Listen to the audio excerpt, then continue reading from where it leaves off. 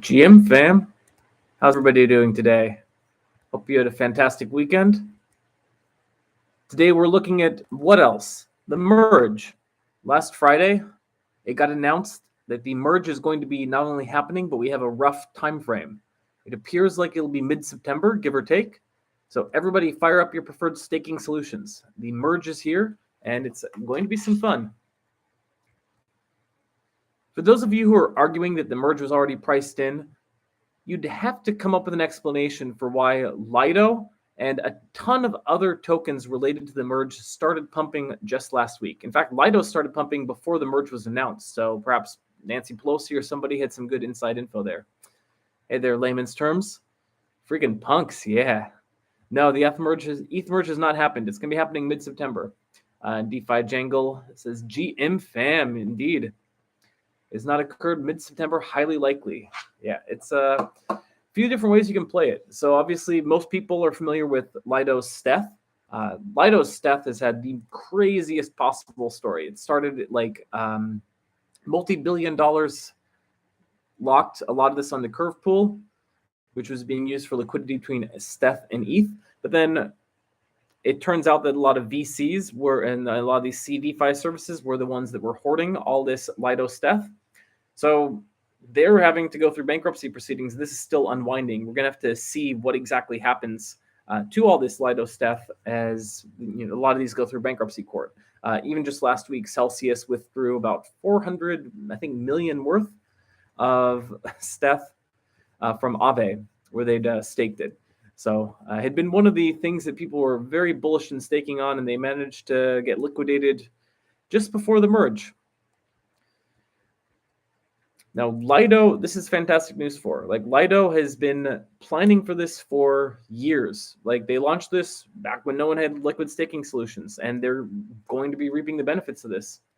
LDO is, I think, in the 64th or so highest token on CoinGecko. So obviously, as we get even closer and closer to the merge, they're going to find themselves in a dominant position, and well-earned, because they've had to go through so much to get here. But they're not alone in this. Rocket Pool is also giving them a run for their money. So if you've not heard, Rocket Pool is a bit smaller. So they have, where LDO has about 6.2 billion total volume locked on Ethereum, Rocket Pool is about 400 million. But they announced a thread last week of some of the products that they're building, because they've been competing and complaining and worrying about decentralization, but no one actually cares about decentralization, as we saw with all the fallout from Celsius and CDFI.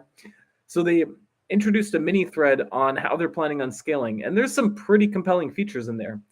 So they list three, one of which is less ETH bonded mini pools, another is staking as a service, and the final one is integrated solo staker migration. And this is kind of interesting to me because I'm planning on doing the solo staking. Layman's terms points out Rocket at 135, which is really rocketing up the list. They are probably going to be, if they keep up like this, hitting the top 100, I'd guess sometime soon. Not financial advice, just seems like the merge was not priced in, and probably there's still some Bitcoin maxes out there that think that the merge is not going to happen. So if it does in fact happen, it might be a good time to profit off this. So I'm planning on solo staking. I know a lot of people are looking at Rocket Pool ETH. I think a lot of the players that had gotten into Steth were some of the kind of earlier CDFI services. But I also have a position in the Steth pool. So I'm hoping for Steth. I have no position in Rocket Pool myself, although if they do launch this solo staking, I may end up probably not in the immediate future, but as I go through the solo staking, I might end up jumping into something like that because it's pretty compelling too. There's also other services. Frax, everyone's favorite. They've been rumored to be launching a Frax ETH pool. And on top of that, there's also some rumors about creating a pool containing Steth, Rocket ETH, Frax ETH, and Raw Ethereum. In a chat, Sam Kazemian, hope I'm pronouncing that right, said, when asked about such a thing, said, "You're reading my mind." So we might see something like that coming soon. This means, and potentially, if you're not interested in LDO, if you're not interested in Rocket Pool, if you're not interested in running a validator node yourself, you could just ape into this hypothetical Frax ETH pool if it launches. So a lot of potentially interesting ways to play the merge, potentially more that we haven't even thought of. It's also worth noting that some of the tokens that ran up around the time that Lido was running up, one of which was Ethereum Classic, because there's the argument that, hey, like it might be the case that Ethereum is miners need to do something in the new paradigm. Maybe they'll start mining Ethereum Classic. Who knows? So that's the kind of crux of the article. This one is available to paywalled users, so do check it out. Sometimes we are willing to like give sneak peeks to people, especially people you quoted in the article, but always interested in feedback. So if you want a sneak peek, try and DM me, and sometimes I'm nice and generous and can give a copy.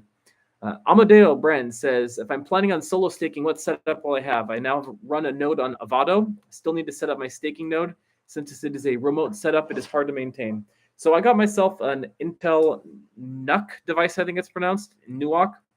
I've been running for practice Gorilla node, and it's been going pretty well. I've been using ETH as my, Geth as my execution layer client, and Nimbus for my consensus layer. I got it staking. I had some misadventures here or there to get it up and running, but I think it's working in that like I see the value of Gorley ETH slightly ticking up. I would appreciate someone who's experienced with this taking a look at it as well. I was thinking about writing an article once I've confirmed I'm actually doing the staking correctly on what I did, because mostly I just followed the instructions and it worked just fine, but there's some intricacies to it. Some of the instructions like ran into snags that didn't quite work. And like anecdotally, like when I don't know how long that FXS or that Frax ETH has been up, but they've only got 64 ETH on live, it looks like, and are earning quite a considerable amount more than me on my testnet. So maybe there's just testnets are super clogged and no one's like staking on Ethereum just yet. But or maybe like Frax is just gigabrain geniuses and figured out a way to do it better than just the raw staking rewards. But I'd just like to confirm them actually doing it properly. I have the hookup over at Bankless. They can lead me to a dev that can do something. Keck. Yeah, I mean it's already there. Maybe I'll just post a screenshot to Twitter and see if it looks like the screenshot looks correct. There's like some kind of like weirdness, and just getting to chat with someone who's done this before would be pretty helpful. One of the things I'm worried about is they talk about when you're running a solo node yourself, you want to make sure that you're not using the client that everyone else is using, because something bad could happen with that. And I'm using Geth, which is like, I think like 70% of people are using it. Who knows there? Another thing that I'm kind of worried about is when you're running the staking client, or I shouldn't say the staking client. At least maybe this is like the way that I was doing it on Gorley, but it was kind of weird in that like I launched this a few weeks ago. It took like a night. I left it overnight, wasn't able to find any peers. Left it another night, wasn't able to find any peers. Eventually it found peers, and since then it's just been running. I've been, of course, afraid to shut it off since then because it took 2 days to find peers. If something like that happened to me on live mainnet, like I would be getting slashed for that time. So I'm not necessarily sure, like I'm, like everyone else, I'm afraid of like doing something stupid and having my ETH like just sitting there not earning money, getting slashed to all oblivion. So now that I have this up and running and I think it's looking pretty good, anyone who else wants to compare notes would be really useful to swap some notes and see what happens. And then the next question is just how many nodes do I want to end up running? So I see 10 users here, bright and early on a slightly earlier stream on Monday. We tend to get the better audience when we come in around like 9 a.m. Pacific time. But this is the Q&A portion. So if you have questions, thoughts, any notable trends that you saw on Curve, DeFi, Ethereum, cryptocurrency broadly, macro, it's all fair game. Layman's terms says DeFi projects that were built correctly and did not shine during the bull are now having a serious uptick. Makes me think the institutional investors are coming. Could be the institutional investors. I don't know who is coming. I think that a lot of these just got like badly oversold, and the really garbage projects are going to stay down because there's no demand for them. But take a note. There's the kind of new meme that's being emerging of cash flow projects within DeFi, like the projects that are actually like making revenue, earning stuff, and they're doing pretty good. They, in my opinion, survived the crypto crash and proved their merit. So it's no surprise to me they're running up. I'm obviously a permabull. I'm obviously like super bullish on this entire space. So I'm pretty convinced that they're all going to run up to about infinity. But your mileage may vary. A lot of amazing trends on the next few months though.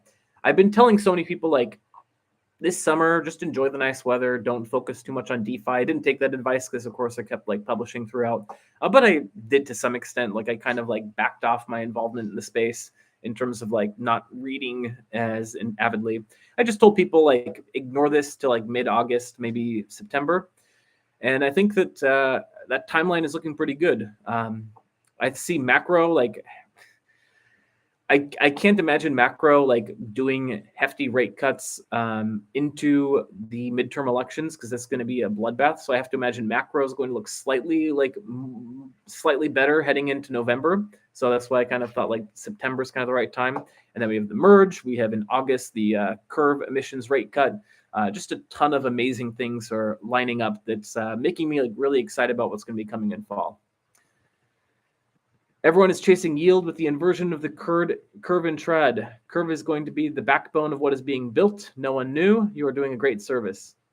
Yeah, I don't know if everyone's chasing yield, to be honest. Like it's a risk-off time, and everyone got burned by chasing yield in the past. Like it was basically like a lot of people were like afraid, realizing inflation was going to come and doing everything they could to fight inflation. And one of the ways that they did this was they invested heavily in cryptocurrency because there's the narrative of Bitcoin as an inflation hedge. As it turns out, the best thing you could have done was hold dollars because that only went down 8%. Bitcoin went down like 60%. But that being said, that has not dampened my bullishness for cryptocurrency in the long run. I think we're going to be, not financial advice, but I think we're going to see Bitcoin at 100K, Ethereum at 10K before we know it. I also think that we might see Ethereum flipping Bitcoin soon. Because as I was mentioning at the beginning of the stream, for people who are new here, there are some people who are arguing the merge is already priced in and we're not going to see any Ethereum action. But the moment last Friday when they announced that the merge was happening, Ethereum pumped and all the merge related crypto tickers pumped even harder. So you saw Lido run up like almost double against Ethereum. You even saw Ethereum Classic run up. Rocket Pool ran up. The Steph DPEG started to work back in the other direction. So it seems to me like there was like a massive movement or like a massive number of people that were somehow thinking the merge wasn't going to happen. And then when they heard the merge was going to happen, all of a sudden went ape. So if that's the case, there's probably still a bunch of people out there who don't think the merge is going to happen. And just a lot of people who don't understand what it means. Like I can guarantee you my parents do not understand the Ethereum merge. I barely understand the Ethereum merge. So I'm pretty bullish on what's going to happen. I think it might be one of those things where it just happens and we'll see what happens. But we're already starting to see some signs over the past few days of an Ethereum Bitcoin decoupling. That being said, I do think that Ethereum and Bitcoin are going to stay more coupled than people hope. I would guess that they decouple, but it's like to a degree, like maybe a 20% decoupling. But I do think in the long run, Ethereum is going to pump faster than Bitcoin. Let's see, layman's terms, sustainable yield, I should have said. Yeah, I mean, a lot of people were completely risk off, and some of that money is going to find its way back to yield farming. Last Friday, I was making the case that DeFi, not DeFi summer, but DeFi is kind of back in a weird way. We saw during the Great Recession that startups took the pain first and recovered quicker. I think the same thing happened with DeFi. I don't think that we're in a DeFi panic market. We're kind of in a DeFi cautiously pessimistic or maybe cautiously optimistic market. So I think that the DeFi stuff is going to be roaring back soon because at the end of the day, a lot of these trends are cyclical. Human greed is eternal. You're never going to get people away from the casino. The closest analogy I think of is we basically went a huge casino losing streak. Customers are going to keep coming back to the roulette wheel though. The greed that powers DeFi is eternal and it's not going away. So I think that DeFi is going to be pumping very hard, very fast. It's going to surprise people. Curve is going to be the backbone of being built. To that point, 100% agree. I think that already Curve has proven the backbone because like if you look at it, like the killer use case for Ethereum is stablecoins. And I think maybe this is reversed since last, but as of last week, the market cap of the stablecoins contained with Ethereum, I think, was larger than the market cap of Ethereum itself, which is pretty wild. So, like, that wouldn't happen without Curve. Like, there's a little bit of like, check out Twitter. There's like a little debate that I saw going around on like Uniswap v3 versus Curve for stablecoins, and it's a contest. Like, you can't have efficient stablecoin trading without Curve. So Curve gave all these stablecoins functionality. So Curve is already the backbone of V1, and I still think people are not yet cognizant of V2 pools be utilized to the best effect. And eventually we'll probably see like all trading volume going through Curve.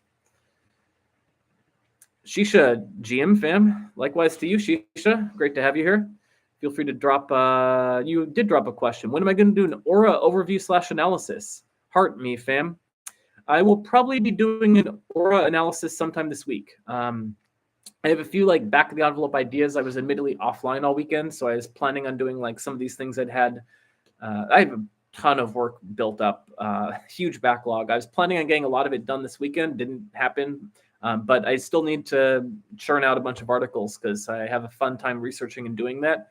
So I'll probably be hitting Aura sometime this week. And at that point, maybe I'll be able to talk more conversantly about it. But it seems like everything I'm seeing, like pretty exciting stuff. Did Arbitrum drop a token? I don't think Arbitrum has dropped a token yet, unless I missed something. Let me take a quick look. Arbitrum token.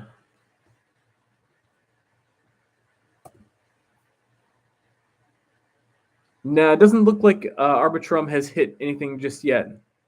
But if you're looking for like DeFi activity, check out like Arbitrum, because it seems to me that all the cool services for DeFi nowadays are getting launched on Arbitrum. So I could point to a bunch, but of course, DopeX was launching there. GMX is built off Arbitrum. Curve is a pretty active Arbitrum. It seems like, I think there's a few more I forgot. It seems like Arbitrum is going to be like the really exciting stuff happening in Arbitrum. And a lot of that's probably going to bleed its way to mainnet at some point, although I'm not sure about that because Arbitrum is just so relatively cheaper, and some of the things like DopeX and GMX, like you really need to be a bit of a cheaper sidechain if you're going to be getting some activity there. Welcome, Mark Vlad. Thanks for the newsletters and the video. You're quite welcome. It's my pleasure to do it. I have a blast. Have I covered spell / mim recently? I talked a little bit about mim and spell last week. There was an article I dropped on Thursday that was where I was talking about the effects of Wonderland was planning on selling a little bit of their convex, and that's still looking like it's going to happen. And at the same time, I was talking a bit about some of the effects of Mim Spell, because Mim Spell is one of the newer bribers on Convex. And on top of that, they have the Curve, Magic Curve token launching. So I don't yet know exactly what's going on. I tried to look at the Mim blog, and it wasn't working. So I don't know what happened there. I don't know if they took it down. I know that there had been some rumors that Danielle Sestigali was under investigation by the SEC, so maybe they forced him to take it down. I don't know anything about any of that. I just know that probably once they release Magic Curve, if they have already, that would probably kick it up to the top of the queue for things I'd want to be covering. Got to think they have to drop a token pre-merge. We shall see. That's a good point. I didn't think about that effect, but it's entirely possible that they would want to front run the merge and dropping the token. In which case, like you might see Arbitrum and several other protocols dropping token in the next few months.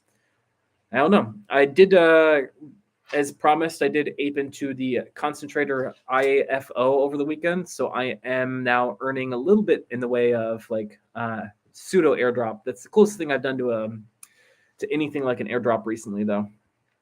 Thanks. We'll find this article. I too feel the whole ecosystem is a mess to navigate. It's true. It's true. Who's my favorite person / blog to read, crypto or other? Whew. I was thinking about doing a post on like my summer reading list because there's been some like good books that are like fairly crypto related.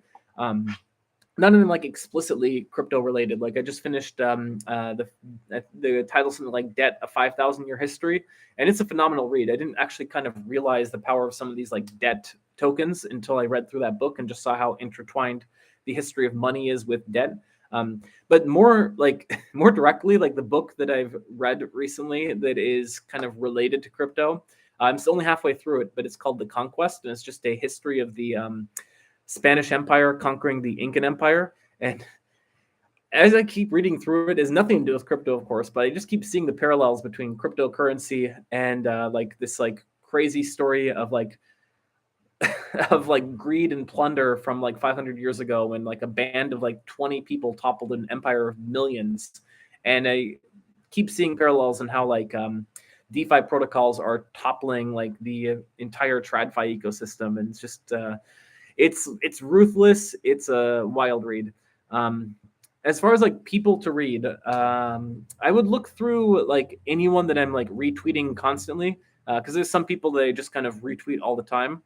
So like there's a lot of people involved in the Curve ecosystem. I'm reluctant to like start naming names because I'm sure I'm going to forget a million of them. But like all the devs in particular. So Michael Egorov, who was also LARPing often on the Curve Finance Twitter channel. There have been some people who like don't like the fact that he like uses the Curve Finance handle as his personal account. I personally like it, like especially when the markets were nuking in the bear market. When Michael Egorov was like taking control of the Twitter handle and like taking victory laps, it was like reassuring in this fun way. And as well as OX Llama, Kendrick Llama, Edward Armour, Skeletor. If you're not following the Curve devs, they're all like badly underfollowed. Of course, about 350 always comes up with banger posts, but only has like 2,000 followers, which doesn't make sense. Also, we see like the kind of like Curve adjacent people, like people who just like do like fantastic analysis. Crypto Condom is great. Some of the newer threadors like Haim Solomon and Barry Freed are fantastic. Ouroboros Capital is doing a lot. DeFi Moon, so many.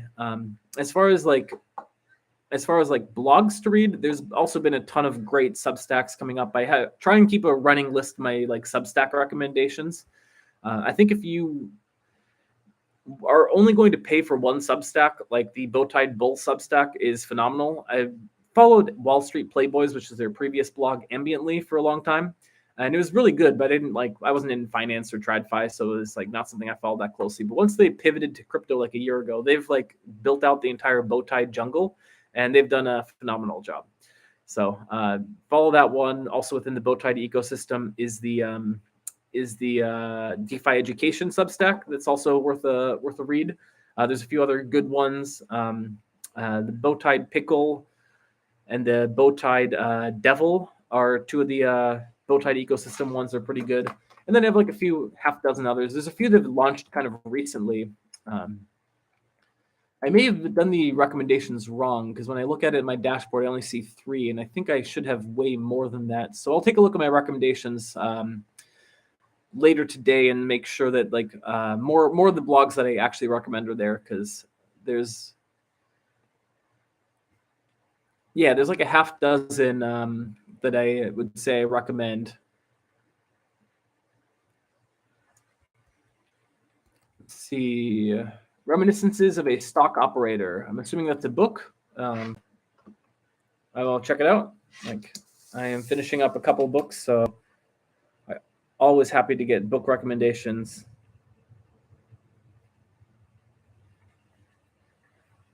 All right, friends.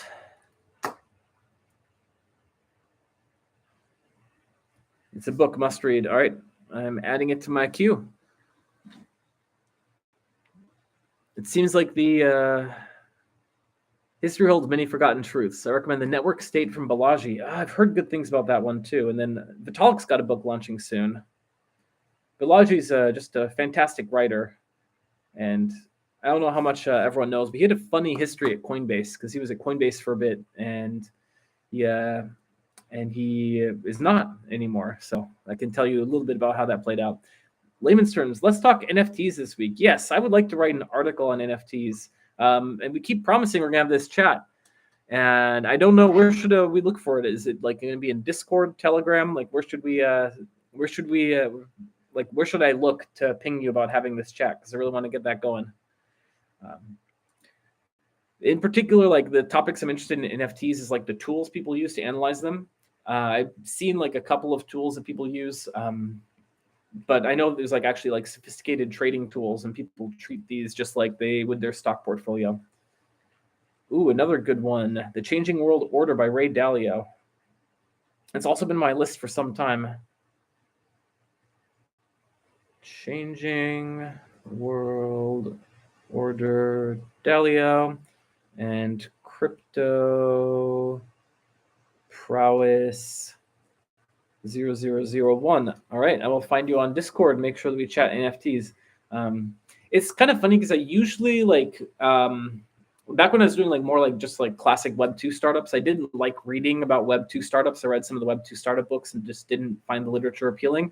But the Web 3 like books that have gotten published are like amazing. So definitely would recommend, definitely like looking forward to tearing through all these. All right, friends, any more questions before we bounce?